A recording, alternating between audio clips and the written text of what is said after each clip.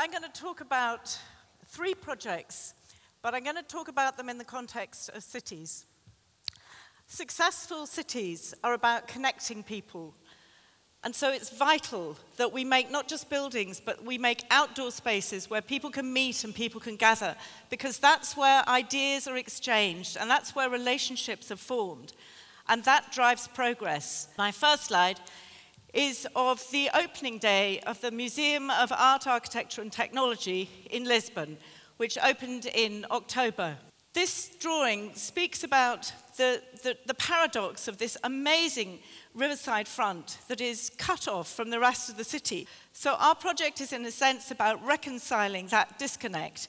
So we've created a bridge, which isn't there yet, but will be early next year, to span over the railway tracks. But we also create a more metaphorical relationship with the city. This is a pavilion in Melbourne, which we completed last year, called M Pavilion, where we wanted to create something that felt very ethereal, without walls, but that would give you shelter and create a space where you could meet. And the technology is boat building technology, and using such fine columns that the whole structure is actually designed to sway in the wind. So we completely turned on end what normal expectations of a building. And the sun is able to come in, and you get this very beautiful dappled sunlight and reflections and shadows on the floor.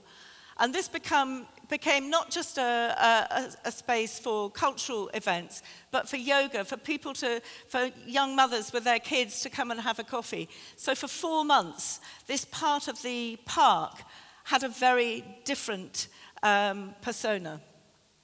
And at night, in an otherwise completely dark park, it was a kind of beacon of light, and there were many occasions for parties.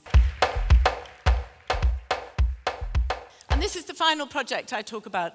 This is the Victoria and Albert Museum in London on Exhibition Road, which has been newly pedestrianised. So we wanted to reimagine the dialogue between museum and street and take the street into the museum and the museum onto the street. And by doing this, we create a courtyard, a high courtyard and a low courtyard because of the level difference. And this is a new public space for London. This is an extremely daring piece of engineering. We've dug down 15 metres. We've piled 50 metres. Those temporary props are literally stopping the building's elevations from falling in. And Cambridge University got to hear of this and are so fascinated that they have installed, purely as a piece of research at their expense, fibre optic monitoring cables in the tension piles, because they believe that the movements that will be recorded and the uplift might disprove the elastic theory, which is the basis on which engineers calculate this kind of thing. And if that happens, we will have advanced knowledge in a way that we never imagined at the start of the project. But that's what happens when you're radical, when you're daring. So we're literally holding the weight of history on these beams.